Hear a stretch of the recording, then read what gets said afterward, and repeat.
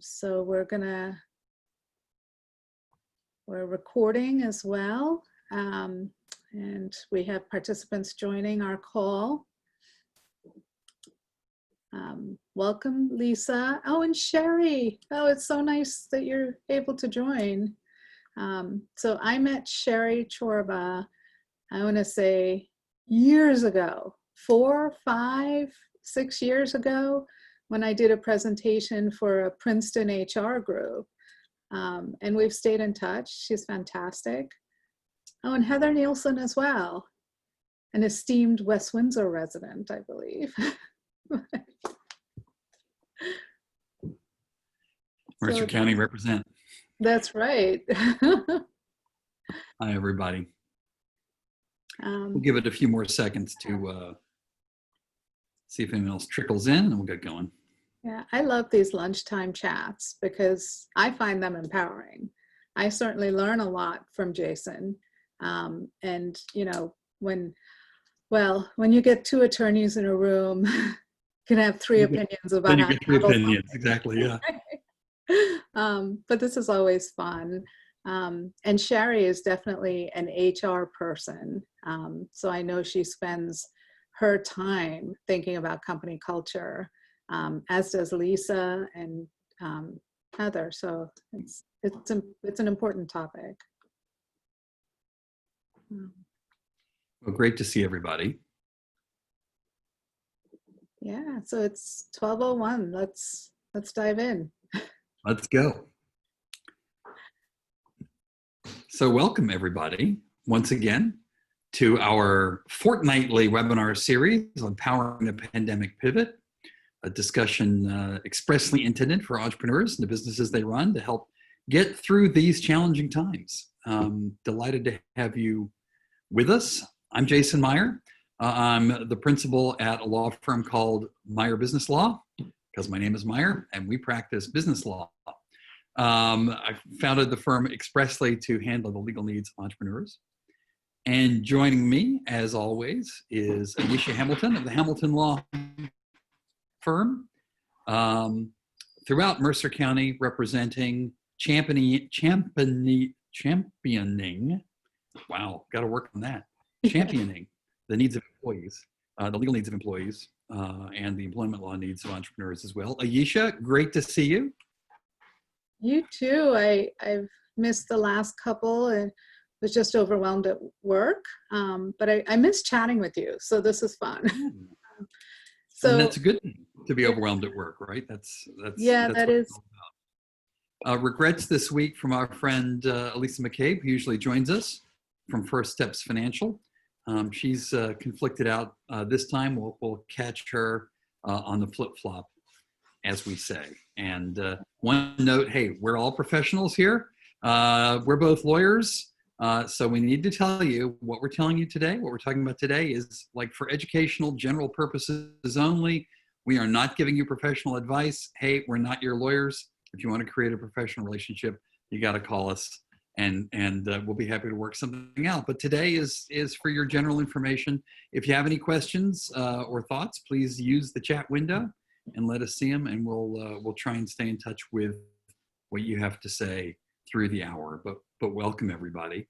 Our topic for today is about company culture and where it fits in with running an entrepreneurial business. But first, as always, we want to sort of pull the things out of current events for the last 2 weeks that we most want to tell you about that we think affect entrepreneurs. And Aisha, what you have selected seems very fitting. Why don't you just start off? Yeah, so it's a difficult thing to talk about, but I really, I think we were all shaken when we heard the news of the passing of Justice Ruth Bader Ginsburg. And, I know I was able to attend a Saturday night vigil in her honor. And one of the things that I think we have to best remember her for and best honor her memory with is the fact that she was not scared to take a dissenting voice. And in fact, importantly, her dissenting voice has shaped the law, shaped what Congress has been able to do, because she highlighted the issues that are important and the mistakes that the majority opinion were making. So one of the most important impacts that you will see from her dissent was the case of Lilly Ledbetter versus Goodyear Tire. Ms. Ledbetter claimed that she had been paid less than her male counterparts for, I believe it was her entire 22 years of working there. And the Supreme Court held that she was barred by the statute of limitations because she didn't speak up and say something soon enough. And that when she did speak up and say something, she then waited too long to file suit. So the problem with that, and I think the problem that Justice Ginsburg saw in that was, you didn't address the fact that you did actually pay her less, and you're using a procedural hoop to jump out of liability here. And what ended up happening was our Congress passed the Lilly Ledbetter Equal Pay Act. And that's how justice is supposed to work, right? So when the Supreme Court got it wrong, Congress stepped in and protected women in particular. But the issue was Justice Ginsburg wasn't willing to say, well, it's a 5-4 decision, I'm in the minority, I'm just gonna let it go. Why bother, right? It's really more work for her. And all of these justices, when they put together a dissenting opinion. But this ties in really nicely with our discussion today, because there's a lot of corporate discussion happening now about encouraging dissenting voices in your company. You need to make sure that not everybody is falling into the trap of groupthink, right? Dissent creates creativity. It's outside of the box thinking. Just because your CEO says one thing and you have another perspective doesn't mean you shouldn't raise it. You should raise it because he may not have thought of it or she may not have thought of it. You should talk about so there's a lot of studies done on how companies that focus on diversity of perspective, right? We're not talking about diversity in color and race and gender. That's important too. But bringing in diverse thought processes into your analytical process makes companies much stronger, much more productive. And isn't that the bottom line anyway? I mean, that's really, really important. But you cannot, being a dissenting voice is actually pretty scary. And so you can't expect your employees to be dissenting voices unless they actually are told it's okay to be a dissenting voice. And you not only encourage that in your training programs, with your training with your managers, but you also have to walk the walk in terms of, if you're the company leader, you need to be respectful and professional about dissenting voices. And then you also, as the employee, need to make sure that you're being respectful and professional in delivering your dissenting voice. But so if there's one thing we take away, Jason, from Justice Ginsburg's passing and her legacy, is that dissent is important. It actually has meaning. It actually has effect. Just because you're the minority voice doesn't mean your voice doesn't count. Yeah, I mean, in the world of the courts and court-made law, it's really remarkable when you look through the nation's history how many legal principles that we sort of take for granted really were born out of dissents. I was speaking last week to a group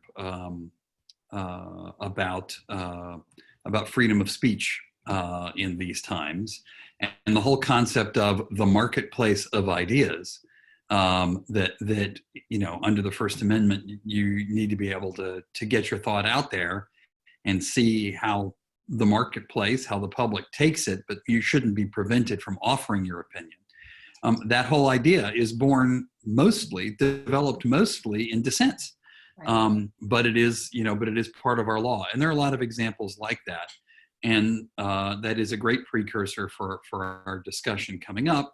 And one that, look, you usually, but not always, represent employees. I usually, but not always, represent companies and the people who own companies. This is something where, from both of our perspectives, to me, there is no dissent.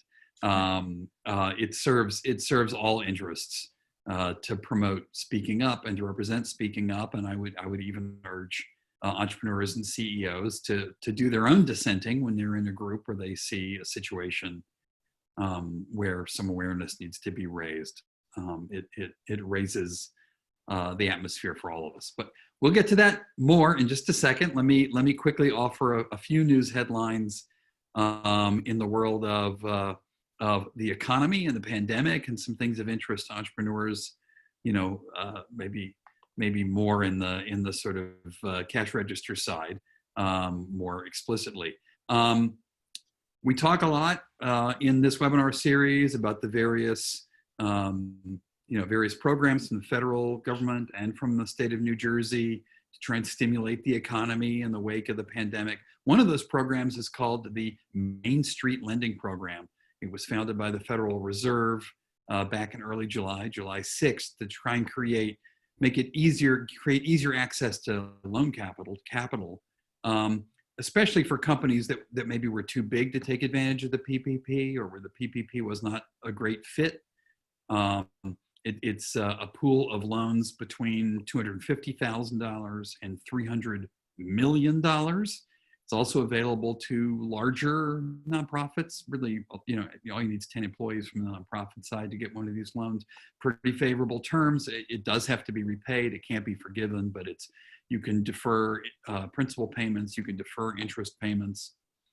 And it's access to capital, and it's access to capital guaranteed by the federal government. So, wow, this should really help open the spigots for sort of mid-sized companies, right? Well, here we are, more than 2 months later since the program started, a $600 billion, with a B, $billion lending pool, of which 0.2% has actually been loaned. This has turned out to be a huge failure of money available during the pandemic that no one's using. 99.8% of the funds are untapped. Why is this? A lot of it has been because banks don't want to touch it. You get this money through your banks, and the banks have been, especially larger banks, haven't touched it because they're concerned that the regulators are going to get them from the other side of underwriting. Regulators are going to say, wait a minute, you wrote a loan to someone who's not capable of repaying the loan. That's what we got you for back in the last financial crisis. You shouldn't have done that. And now we have all these penalties, and it's going to trip up your assessments. So the Fed came out last week and said, look, that's not how this is supposed to work. Banks, when you think about issuing one of these Main Street loans, look at the condition of the company, its performance prior to the pandemic. If the reason that they might be in trouble is the pandemic, hey, that's the whole reason for the loan. It's not a reason to deny the loan. It's a reason to grant the loan. So look at the company's performance pre-pandemic. Look at the company's prospects post-pandemic. But yes, the company does have to be able to service the loan and open up the spigots. So we'll see where that goes. But in terms of access to capital, there's clearly a big pool that may be available. There was some testimony yesterday on Capitol Hill from Treasury Secretary Mnuchin saying, hey, more needs to be done for small business, but there wasn't very much specific on the table. One of the questions suggested lowering the threshold for this Main Street loan program, maybe down to $100,000, which I think would be a more useful amount for real entrepreneurial companies. And Mnuchin was like, nobody wants anything below $250,000. It's like, well, that's easy to say, Steve, from your financial point of view. But those of us who are really here on Main Street, would like something other than the PPP to be able to turn to. So we can hope for some new stimulus.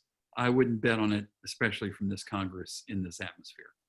And I think you have to be careful too about, making sure you have the documentation in place when they come to verify the use of the funds. Because there's been a lot of talk in the news about, fraudulent misuse of funds, people who are getting millions and then got a new hot tub and a new extension on their house. I'm not saying that anybody who's watching is doing that, but you better be able to justify where you use the money. Stories like that scare off, a lot of entrepreneurs. the thing about this Main Street loan is it's not restricted in terms of use of funds. It's just general purpose capital for your business, because you have to repay it. So, it's got the usual guarantee that you're not looking to pull a fast one over. You're borrowing money that you're going to repay. Right. But it's supposed to be access to easy capital. And it's supposed to be easier to borrow in times when otherwise you'd think money would be tight. And Sherry adds into the chat that that's the problem, right? Is the daunting amount of paperwork. And she's exactly right. Right. It's discouraging.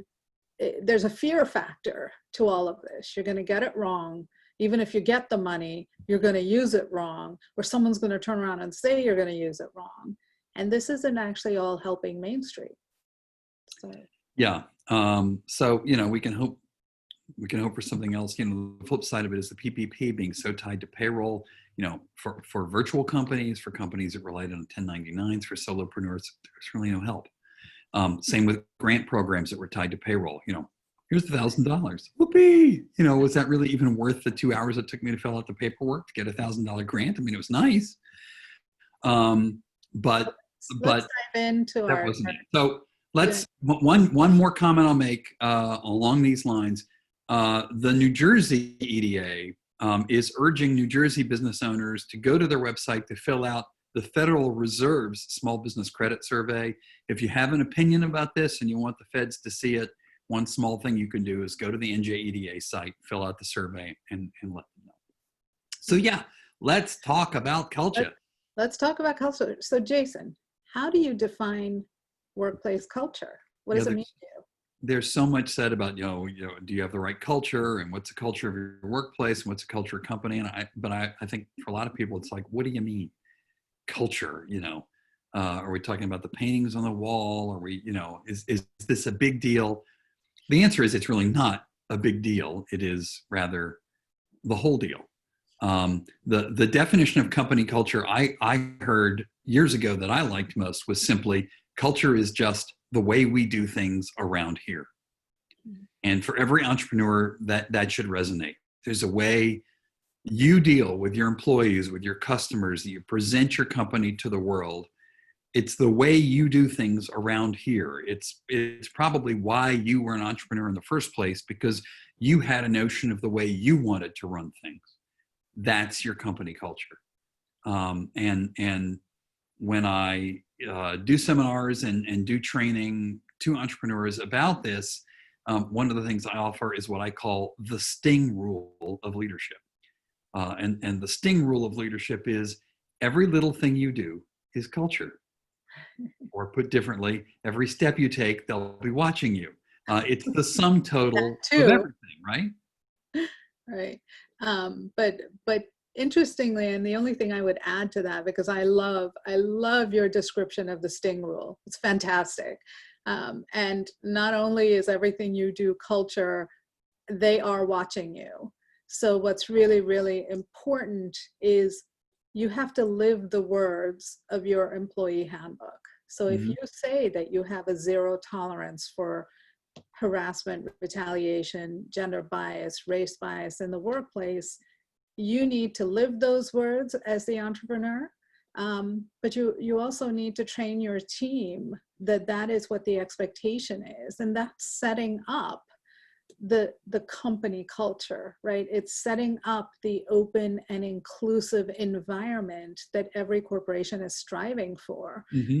And certainly that we are required to provide in this day and age of the types of cases that keep me as an employment lawyer in business. So, walk the walk, right? You don't just talk the talk, walk the walk. It's interesting how many things there are like that for running a company and being in compliance in your company these days. Your employee handbook, the privacy policy at the bottom of your website. There are all these things where it's like you are invited to put out what your stand is, and then you're measured whether you match your own expectations. And there's certainly other things you can get wrong in employee handbooks, but a big one is simply whether you're walking the walk, right? So what's in it for the entrepreneur? Ayesha, to worry about culture? Why, why is this something beyond sort of, advanced management, or a nice to have? Why is this a need? Why is culture, the right culture, a need to have for an entrepreneur?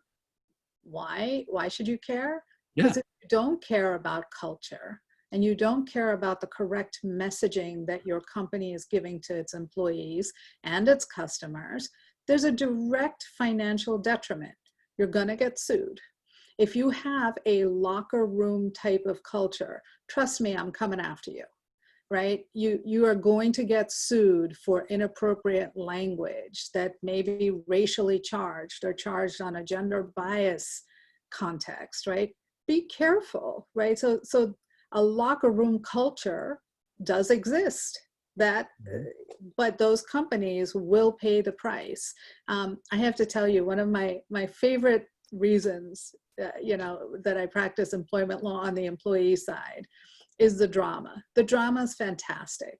So this morning I read through like news updates, and there's a case of a woman who works for Marathon Capital, which is a huge investment bank in New York City, walks in on her boss in a conference room masturbating, complains about it, goes to HR. HR fires her. She got fired. And let me tell you something.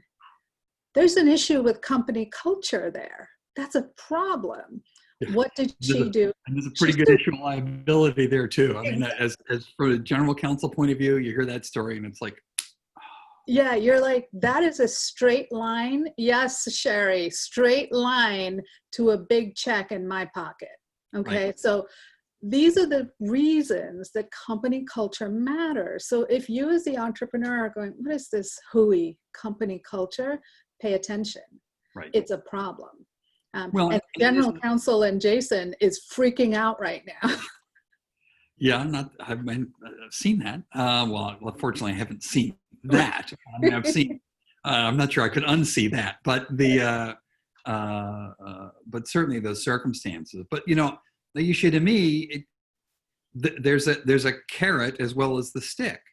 And the carrot is that it's been proven again and again, like actual evidentiary, careful scientific proof that there is money in the right company culture. That companies that run ethically, that are compliant, that focus on ethics and their values, simply perform better from a financial point of view. Public companies, their stock value is higher. Private companies, they're running better. They've got a higher valuation. Their sales are better. It's just better from a monetary point of view in terms of your company runs better. Because here's the thing to me. I'm hitting all my buzzwords here. One of them to me is what I call the unified field theory of compliance. And the unified field theory is all the things you do for ethical excellence and compliance excellence are exactly the same things you do for operational excellence. Right. The same things you want to do to have people follow your SOPs and maintain your processes and answer the phone within 3 rings and all those things. It's exactly the same processes that lead to a culture of compliance and a culture of ethics. It's not that it's something different you do on the side. It's the same stuff. The other thing I would offer, go ahead, sorry. Oh, this ties perfectly back to that dissent conversation, right? Mm-hmm. That's part of making sure that people will speak up and say, listen, you're going to run into an ethical issue with that, or you're going to run into a compliance issue with that. And whoever the decision maker is might not have thought about it, but you can better believe that that's what they're paying you to do, is to protect the company from liability. Absolutely. I mean, what I say when I'm doing training of entrepreneurs again is, you became an entrepreneur, you became a manager in a company for a deep personal reason, and that is you wanted to lead. You wanted to be the person making the decisions. You wanted to be the person facing the challenges. That was your knack, and that spoke to you.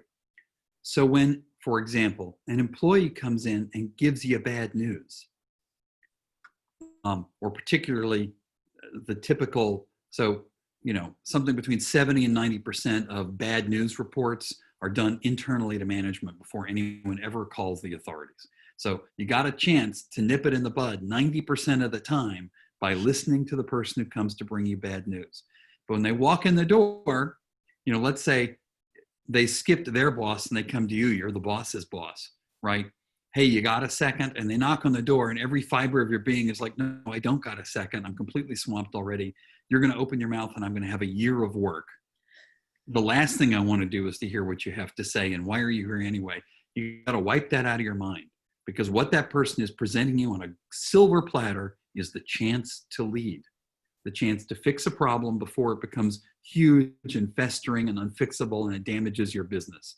They're handing you the opportunity to lead and improve on a silver platter, and your reaction has to be gratitude. It has to be thank you, not just because it's the right thing to say to encourage a speak up culture, but because you actually should be thankful. Because here's the thing that the research shows. Companies where employees are willing to speak up about routine everyday business issues, like the machine's not working or this is leaking, or I don't think we're dealing with this as effectively as we can. Companies where employees are willing to speak about routine things are like 4 times more likely to be compliant generally. Right. It just rebounds in your favor again and again to do this. And the one other thing, you really got me in my soapbox here, Ayesha, but the one other thing I would say to entrepreneurs is ethical compliant, ethical leadership, a culture of ethics and compliance, a culture of speaking up and being grateful to whoever brings you bad news, whether they're employees or customers. That is also these days a competitive distinction. And if you bemoan a world that's increasingly commoditizing all services and the drive for the lowest bidder, no matter what, think about companies that are doing well. And I bet you'll see in the distinction of those companies, and I can think of some locally, part of their distinction is what their rep is, what their culture is. And that helps them stand out, and it helps provide a value proposition to their customers, why you might even pay a little bit more than the other guy's offering, because you can simply trust this company. And the culture goes to that trust too, right? And that's exactly, so why do we continue to buy from Starbucks, right? Is they rebuilt their trust. They broke their trust with us by having the issue in Philadelphia with the 2 African-American men. But then they rebuilt the trust by shutting the stores and doing in-house training and saying to us that we're going to make this very transparent, right? So it isn't just about trust with your consumers, it's about trust with your employees. Mm-hmm. Employees and entrepreneurs that build trust with their employees are more likely to have the employee come in and say to them, listen, I think you got an issue on this. Nobody knows about it. Let's fix it. And more important now during the pandemic than ever, right? Don't you think? Right. I think you have to rely on them. I don't think you have a choice because you cannot have your eyes on every single aspect of your company. How do you get to a point where your employees don't trust you and you don't trust them? I think the whole house of cards falls apart at that point.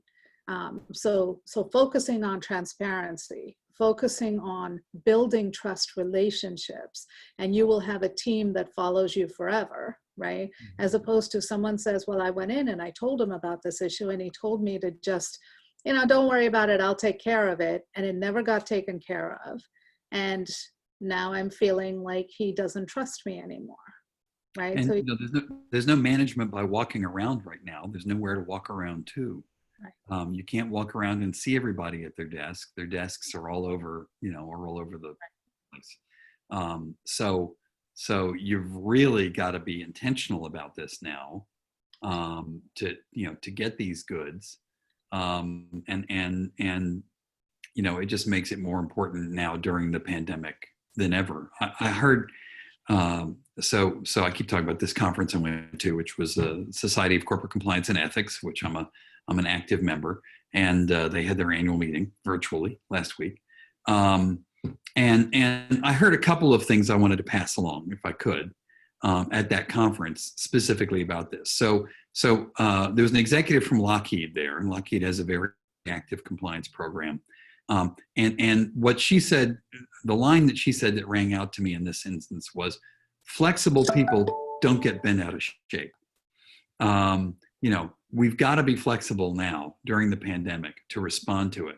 So if we can keep our workplaces flexible, if we can be open-minded about what we hear, and if we can portray that to our teams, that's going to help us survive things. Also heard Tyler Schultz, who was the whistleblower in the infamous Theranos fraud, and just a fascinating personal story from him. So he went from being, a young executive in Theranos to now being straight up entrepreneur. He's got a startup, he's raising money, he's talking to angels, he's talking to VCs. And I asked him, you have this reputation of being this sort of renowned whistleblower. What effect is that having now that you are an entrepreneur and just trying to raise capital? Right. And his answer was, it's helping him. It's trust. Especially helping him in the pandemic world, because he said it used to be you'd go to a VC or you'd go to an angel funder and you'd meet with them in person, and he didn't use these words, but they could get the cut of your jib, to use the old expression, right? They could measure whether they wanted to trust you from an in-person interaction. Well, we don't not having those interactions now. And he felt like in a remote world, the fact that he carried that heavy reputation of being, about integrity is really helping him raise money. He said, people know I'm not a liability. Right. And I thought there was a real lesson in that in these times. I think it's incredible too, is someone who has, now here's the employee's perspective, and this is a conversation I will have with employees. You have a pretty clear SEPA claim, which means you have a whistleblower claim in New Jersey. Mm-hmm. Anytime an employee is, gung-ho to go out and file a lawsuit in a discrimination action, a violation of the law against discrimination, I will always say to them, now recognize the impact that future employers are going to take from this. Every future employer is doing their due diligence, and the first place they go for that due diligence is a quick Google search on your name. Guess what shows up? The public filing from the New Jersey courts showing that you sued your last employer. Mm-hmm. Now, I think that you have an element of credibility when it's a SEPA claim. I'm not as worried about the negative inference that comes from that, to the extent that the right employer will say, that's a guy I want on my team. I don't necessarily want him complaining to OSHA right off the bat, but I want a guy who I can trust to tell me the straight, plain facts. And the cases I take are not people who ran off and complained to the agency right away. They made a lot of efforts within the company before they had to complain outside of the company. As in, again, 70 to 90% of the time, that's what happens. That's what happens. And so that actually is a good, like the Theranos guy, that's a really good employee, because you know that they've got your back. They know that they've got the company's back. They know that liability to the company is liability to you as an entrepreneur. This is destroying your baby, right? So Jason, what's the most important thing that entrepreneurs should be thinking about now? Maybe as we go back to work, as we sort of continue struggling through this nonsense we call the pandemic? Well, there are a few things that stand out to me. I mean, one thing that I'll just mention quickly that I trust you will agree with me on, but let me offer it to employers is, look, most of the time it's not the discrimination claim that gets you, because they're hard to prove, and a lot of times that is really a matter of perception. What gets you is the whistleblower claim and the retaliation claim. And that all goes to how willing you are to treat people the right way when they come and speak up to you. And it's so, you can easily carelessly retaliate against people. So you really want to focus on how you're doing that. And to me, that means when you get that negative report, again, gratitude. not just showing gratitude, which is the most important thing, which is certainly important, but you can feel the gratitude. It's not an act. Again, they're giving you the opportunity to do something about it before it becomes a big deal.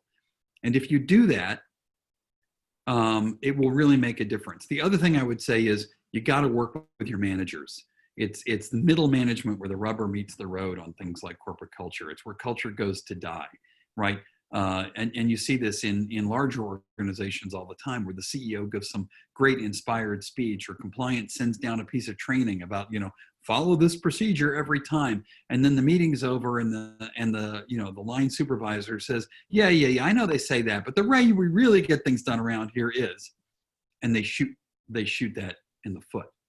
So you got to really work with your managers for them to understand what it means to to not merely not retaliate, but to really greet negative reports the right way. In short, you've got to be intentional.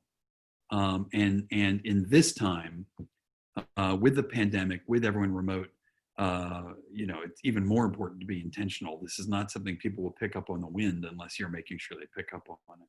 Right. Aisha, what do you think these days? What are the takeaways that you think entrepreneurs need to have? So I think I could not agree with you with what you've said so much, right? I couldn't agree more. Everything you said was right on point.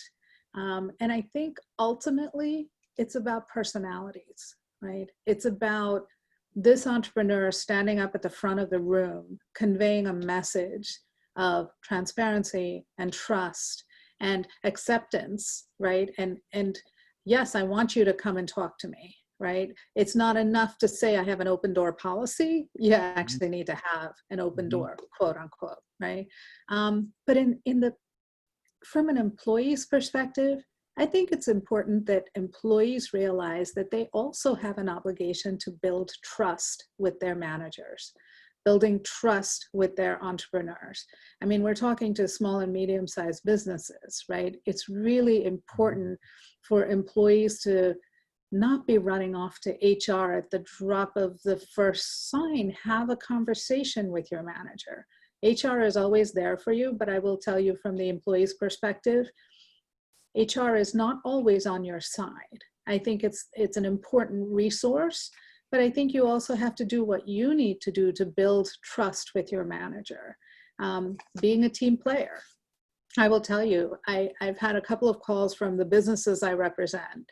And funny stuff like, my receptionist is supposed to be answering the calls remotely, right? Because they're still working remotely. The calls are running to voicemail. I don't understand. And then I picked up the phone and called her, and she said, oh, well, it seemed like a slow day, so I decided to take a shower at 3:30, and I just, didn't answer the phones. That's not building trust.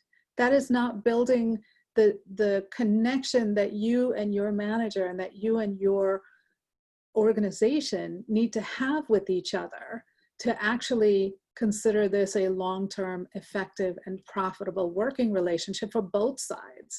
There's obligations on both sides, and I don't think employees spend enough time thinking about what their obligations are in terms of building trust, building camaraderie, being then trusted enough to have a nice dissenting voice, a professional and respected dissenting voice, right? That's where you need to go.